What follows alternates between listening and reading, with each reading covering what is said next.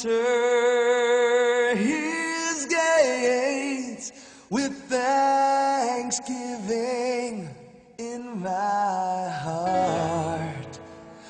I will enter his courts with praise.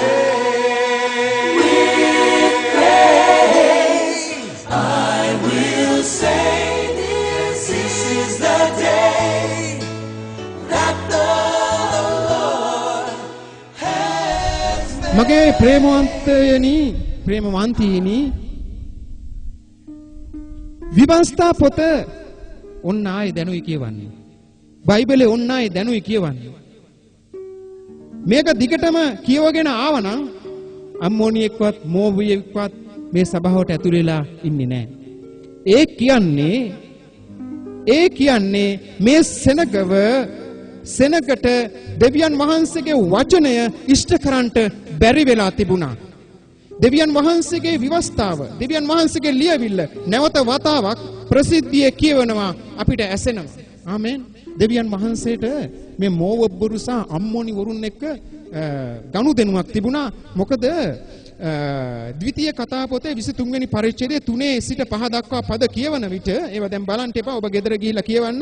මේවා අල්ලගෙන ලියා ගන්න. කියවන විට එතනදී එක කෙනෙකුට පගාවක් දීලා යාගේ නම තමයි බාලාම්.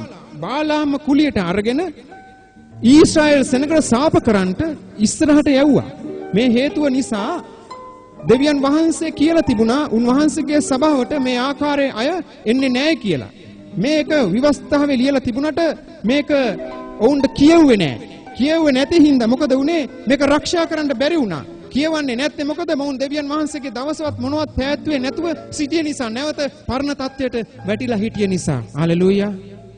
මේ නිසා මේව වෙනස් කරගන්න අපිට තියෙනවා. ඇත්තටම මේක ඉංග්‍රීසියෙන් කියද්දී හරි ලේසි, හරි ලස්සනයි. ඒකේ තියෙනවා අම්මෝනි වරුන්ගේ පාපේ ඔමිෂන්. Movie වරුන්ගේ පාපේ commission. ආමෙන්. ඒ කියන්නේ අත්තරීම සහ පගාව දීම. එහෙම නැත්නම් කොමිස් දීම. මේ වගේ දෙයක් තමයි. රයිට්. ඒක ගැන වැඩි හිතන්න යන්න එපා. කොහොම වුණත් සභාව ඇතුළට දෙවියන් වහන්සේගේ නොවන දෙයක් ඇතුළත් වෙලා තිබිච්ච නිසා නැවත මගේ ජීවිතය තුළට දෙවියන් වහන්සේගේ නොවන දෙයක් ඇතුළත් වී තිබීම නිසා ඊශ්‍රායෙල්ගේ නිර්මල නමස්කාරය බාල කිරීමට ඒ ආත්ම ක්‍රියා කළා. මගේ ජීවිතයට උන්වහන්සේ අකමැති වූ ඒ අකමැති වූ දෙය දෙවියන් වහන්සේ සමග මා පවත්වන්නා වූ නිර්මල නමස්කාරයේ පූජාව වැරදි ආත්මයකට යොමු කරන්නට වෙනවා. හලෙලූයා. ඒ නිසා වැරදි දේ ඇතුල් වීමෙන් වළක්වා ගැනීමක් අනිවාර්යයෙන්ම අවශ්‍ය වෙනවා උන්වහන්සේගේ පොරොන්දුවට කීකරු වීම සඳහා. නමුත් යහපත් ආරංචියක් තියෙන්නේ මේ 13 වෙනි පරිච්ඡේදයේ 3 වෙනි පදයේ දක්වන්නේ තවද ඔවුන් විවස්ථාව අසා මුළු මිශ්‍ර සමූහයා ඊශ්‍රායෙල්ගෙන් වෙන් කළා කියලා. නැවත කීකරු වුණා. මගේ ප්‍රේමවන්තයනි, සහෝදර සහෝදරවරුනි, මිත්‍රවරුනි. ආමෙන්. අවස්ථාව අදත් තියෙනවා මිශ්‍ර සමූහයෙන් වෙන් කරන්නට, අනවශ්‍ය නැති දේ වෙන් කරන්නට, කපල හැරලා ස්වාමින් වහන්සේ කෙරෙහි ප්‍රීති වීමේ අවස්ථාව දැනුත් තියෙනවා. හාලෙලූයා. අත්වල සඳිලා උන්වහන්සේට ප්‍රශංසා කරමු. ආමෙන්. හාලෙලූයා. ස්තුති වේවා ස්වාමින් වහන්සේ. ආමෙන්. එකක් තියෙනවා. දෙවියන් වහන්සේ ඉදිරියේ අපේ ජීවිත අවුල් කරගෙන අනාගෙන උන්වහන්සේ සමග පොරොන්දු ඇති කරන මේ පොරොන්දු බිඳිලා ගිහිල්ලා තියෙනවා නම් මේ දේවල් කරුණා කරලා පිළිගන්න ඕනේ. ආමෙන්. මේවා පිළිගන්න ඕනේ. හලෙලූයා. පිළිගන්න ඕන. අවුල් සහගත තත්ත්වයන් පිළිගන්න ඕනේ. වැරදි දේ පිළිගන්න ඕනේ. එහෙම පිළි අරගෙන උන්වහන්සේට කිව්වහම කීකරු වීමේ සිත අපිට පැමිණෙනවා. එවිට වෙන්වීමේ පහසුව වැඩි. හalleluya. ආමෙන්. ඒ නිසා පළවෙනි පොරොන්දුව අලුත් කරගන්නට ඔබ මා තුල, මා ඔබ තුල යම්කිසි වැරදි දෙයක් තිබෙනවා නම් ස්වාමිනී ඔබ වහන්සේ අපගේ සිත් විමසා බලා අපගේ සභාව විමසා බලා වැරදි දේ පහ කළ මැනව. දෙවියන් වහන්සේ රත්වල සම්දීලා ප්‍රශංසා කරමු. Hallelujah hallelujah hallelujah. ස්වාමින් වහන්සේගේ වචනය කියන්නේ උන්වහන්සේගේ වචනය සොයන්ට. ආමෙන්. මතේ පොතේ 6 වෙනි පරිච්ඡේදයේ 33 කියනවා නමුත් පළමු කොට උන්වහන්සේගේ රාජ්‍යයද. ආමෙන්. මාත් එක්ක මේ වචන කියමුද? ආමෙන්. ස්වාමිනී ඔක්කොම කියමු. හalleluya. ආමෙන්. ඔක්කොම කියමු. right? දැන් අපි පොඩි අය ඉන්නවා, ලොකු අය ඉන්නවා. මං කියන්නේ ඇදහිල්ලෙන් මුහු කුරා ගිය අය ඉන්නවා, පොඩි අය ඉන්නවා, දාපු අය ඉන්නවා. නමුත් කියමු මේ වචන අපි ප්‍රකාශ කරමු. අපගේ වචන බලවත් තිබෙනවා. ආමෙන්. ස්වාමිනී මම පළමු කොට ඔබ වහන්සේගේ රාජ්‍යයද ඔබ වහන්සේගේ ධර්මශීලකමද සොයමි. එවිට සියල්ල මා පසුපස හඹායි. මේක හොඳින් ප්‍රකාශ කළා වූ අය නැවත වරක් ගෙදර ගිහිල්ලා ප්‍රකාශ කරන්න. ඉස්සෙල්ලාම දෙවියන් වහන්සේගේ රාජ්‍ය හොයන්න. උන්වහන්සේ කවුද කියලා හොයන්න. ආමෙන්. පුළුවන්. ආමෙන්. හොයන්න. ඔබ බලාපොරොත්තු වෙන සෑම දේ ඔබ සොයාගෙන ඔබ වෙතට පැමිණේ. දැන් කරන්නේ අපි හොයාගෙන එව්ව වෙතට යන එකයි. අමාරුවෙන් යන එකයි. හම්බෙන්නෙත් නැතුව යනවා. ඊට පස්සේ දුක ඉඳලා ඇනිලා මග වැටිලා ආපහු එනවා. නමුත් දෙවියන් වහන්සේ මේක කොච්චර කිව්වත් ඊශ්‍රායෙල් සෙනගගෙන් කී දෙනෙක් විශ්වාස කළාද? ආමෙන්. කොච්චර කිව්වත් කොච්චර ඇසුවත් කරන්නේ ඒක නෙවෙයි. ආමෙන්. ඒක නිසයි ඕන් ඒකට වැටුනේ. දැන් අද මං කියලා අද මේ දේව වචනේ මේ වචනේ ඔබට පෙන්නලා යවනවා. උන්වහන්සේගේ ධර්මිෂ්ඨකම රාජ්‍ය සොයන අයට ආශිර්වාදය පස්සෙන් ගලාගෙන එනවා කියලා. ඒ පරිච්ඡේදය ඔබ මතේ පොතේ ඒක කියවලා බලන්න ඉස්සරහින් මොනවද තියෙන දේවල් කියලා. මේ සියල්ල ඔබට එනවා කියලා කියනවා. ගෙදර ගිහිල්ලා කරන්නේ ඒක නෙමෙයි. එතකොට අර සියල්ල එන්න විදිහක් නෑ මගේ සහෝදරවරුනි. එන්නේ නෑ. ඉතින් මොකද කරන්නේ? කාගේද වැරද්ද? දෙවියන් වහන්සේගේද වැරද්ද? අපේද වැරද්ද? පැහැදිලිව කියලා තියෙනවා උන්වහන්සේගේ රාජ්‍ය සොයන්න කියලා. හalleluya. ඒක නිසා ඒක කරන්න තියෙනවා. ආමෙන්. දැන් ඊළඟ පොරොන්දුව වෙන්ව සිටීමේ පොරොන්දුව. හalleluya. දැන් මේක ඊ타ත්ම කූට ලෙස ඊ타ත්ම හොයාගන්න බැරි විදිහට මේක උල්ලංඝනය වෙලා තිබ්බා. හොයාගන්න බැරි විදිහට එකෙක් ඇතුළට ඇවිල්ලා සිටියා. ආමෙන්. බලෙන් ඇතුළු වෙච්ච සතුරෙක් හිටියා. ඔබට ඔය පරිච්ඡේදය කියවද්දී ඔබට දැනෙනවද? දැක්කද? බලෙන් ඇතුළු වෙච්ච සතුරෙක් හිටියා. ආමෙන්. මේ දේව මාලිගාවේ සේවය සඳහා තබා තිබුණා වූ උත්තම පූජකයාගේ නම එලියාෂීප්. එලියාෂීප් කියලා කියන්නේ දෙවියන් වහන්සේ නැවත ස්ථාපනය කරන සේක කියන එකයි නමේ අර්ථය. God will restore. මෙයාගේ නෑදෑයෙක් ටෝබියාගේ යාළුවෙක්ගේ දුවෙක්. ටෝබියාගේ යාළුවා කවුද? සන්බලාට්. සන්බලාට්ගේ දුවෙක් කාගේද? එලියාෂීප්ගේ නෑදෑයෙක්ගේ දුවෙක්ව සරණ පාවාගෙන හිටියා. එලියාෂීප් මොකද කළේ?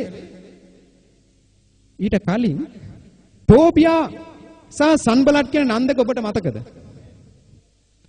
මොවුන් දෙවියන් වහන්සේගේ ඊ타මාත්ම මිත්‍රයෝ වෙලා හිටියා මතකද?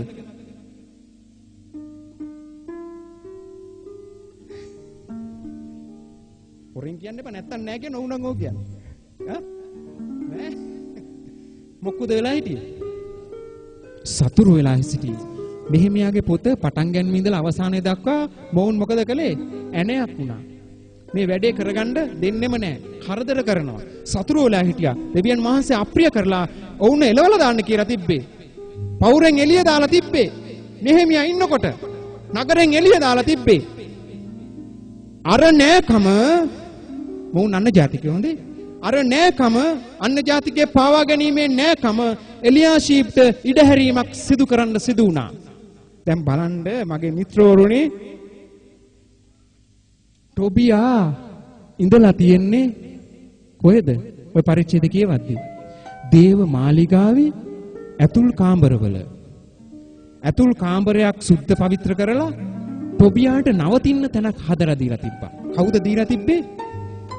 God will restore කියන මිනිසයා. එයාගේ නමේ තේරුම දෙවියන් වහන්සේ ස්ථාපිත කරනසේක. එලියාෂිප් කියන්නේ.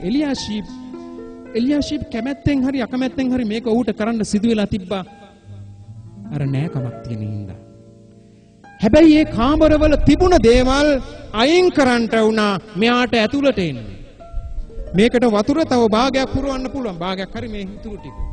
ඔක්කොම වතුර පුරවන්න නම් එක්ක මේකට පැණි පුරවන්න ඕනේ නම් මේක ඔක්කොම හලලා ඉවරලා මේකට ඒක වක් කරන්න ඕනේ. ඇතුලේ තියෙන දේ එළියට යන්න උනා.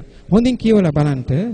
ඔය කාමර ඇතුලේ තිබුණේ දෙවියන් වහන්සේට ගෙනාවා වූ දශයෙන් කොටස්, ප්‍රථම ඵල, සුවඳ ද්‍රව්‍ය ගබඩා කරලා රැස් කරලා සේවකයන්ගේ ප්‍රයෝජනීය සඳහා රැස් කරලා දෙවියන් වහන්සේගේ මන්දිරයේ ප්‍රයෝජනීය සඳහා රැස් කරලා තිබුණා වූ කාමරය මගේ පුතේ දුවේ අම්මේ තාත්තේ අයියේ අක්කේ නංගි මල්ලි ඒක එළියට දාලා ඒව ටික එළියට දාලා අරුව ඇතුළට අරගෙන ඇතුළේ ඌට කණ්ඩ දිදී තියන් හිටියා. මූට යතුරු ටික ඔක්කොම බාර දීලා තියෙන නැති ඔක්කොම කාමරවල මූට ඕන හැටියට මූ වැඩ කරගෙන යන්නේ නැති. මෙතන ඉඳගෙන මෙයාට බලපෑම් කරන්න පුළුවන් වුණා හැම කෙනෙකුටම. ඇයි මෙයා සිටින්නේ එලියාෂිප්ගේ අත යට ඇංගිලා. ඇතුලේ ඉන්නේ. පිටිපස්සේ ඉන්නේ. පිටිපස්සේ හිටියට මෙයා තමයි ඔක්කොම විහිදවලා දැන් අරින්න ලෑස්ති කරන්නේ. හාලෙලූයා. හොරෙන් ඇතුළු වෙච්ච සතුරෙක්. හොරෙන් ඇතුළු වෙච්ච සතුරෙක් සිටිනවා. හාලෙලූයා. නෙහෙමියා මොකද කළේ? ඌව එළියට ඇදලා දැම්මා. ආමේන්. මේ නිසා මගේ ප්‍රේමවන්තයනි ඊ타ත්ම කූට ලෙස එහෙම නැත්නම් ඊ타ත්ම සියුම් ලෙස ලෞකික වාදය එහෙම නැත්නම් ද්‍රව්‍යම වාදය ඉංග්‍රීසියෙන් කියන මැටීරියලයිසේෂන් කියලා. භෞතික වාදය. ඒ කියන්නේ ලෝකයේ තියෙන සැප සම්පත් පසුපස හඹා යෑමේ ආශාව. අපේ ජීවිත සියුම් ලෙස අපිට නොදැනියත්මම සෝදාපාලුවකට එහෙම නැත්නම් විකාදනයකට ලක් කරනවා. අපේ ජීවිත විකාදනයට ලක් කරනවායි කියලා කියන්නේ අපේ ස්වභාව විකාදනයට ලක් වෙනවා. දැන් විකාදනයට ලක් වෙනකොට රිදෙන්නේ නැහැ. හිමීට යන්නේ. බැලින්නම් එතකොට විතරයි ඉතුරු වෙලා තියෙන්නේ ටික දවසක් යනකොට. මස් ටික කාදනය වෙලා ගිහිල්ලා. කාදනය වෙලා යන එක තේරෙන්නේ නැහැ. ඒක විකාදනය වෙලා කියලා කියන්නේ. දන්නේම නැතුව ඕනෑම හොඳ සභාවක් වුණත්, ඕනෑම හොඳ ක්‍රිස්තියානි කාර්යයක් වුණත්, ඕනෑම හොඳ තත්ත්වයෙන් සිටින කෙනෙකුට වුණත් පරිස්සම් වෙන්න ටෝබියා ඇතුළට රිංගලා ඇතුලේ කාමරයක ඉඳගෙන එළිය ලස්සනට තිබිලා ඌට පාලනය කරන්න පුළුවන් හැකියාවක් එයි. උන්වහන්සේගේ පළවෙනි පොරොන්දුව ආරක්ෂා කරන කල දෙවනි පොරොන්දුව ආරක්ෂා කරන්නට පහසුකම සහ මගක් සැලසෙනවා. ආමෙන්. පළවෙනි පොරොන්දුව තමයි දෙවියන් වහන්සේගේ වචනය ආරක්ෂා කිරීම. ඒ නිසා එලියාෂිප්ට ගෞරවාන්විත වූ වගකීමක් පවරලා දීලා තිබුණත් ඔහුගේ ඒ සේවය ඔහු වැරදි දෙයකට යොදාගත්තා. ඒ නිසා එලියාෂිප්ට බැරි වුණා දෙවියන් වහන්සේගේ වැඩේ සම්පූර්ණ කරන්න. ඒක නිසා නෙහෙමියා එනකොට දැක්කා එලියාෂිප් ඇතුළු මේ දේවමාලිගාවේ වැඩ සම්පූර්ණයෙන්ම ඇන හිටලා එව්ව බංගත්වයටපත් වෙලා තිබුණා. මේ වචන තේරෙනවද? ආමෙන්. නෙහෙමියාට තරහ ගියා. ඇවිල්ලා ඔක්කොම එළියට දාලා පුච්චලා අයින් කරලා දැන් ওই වචනේ මං කියවන ඉස්සෙල්ලා ඔළුවට ගත්තා නම් ඇති.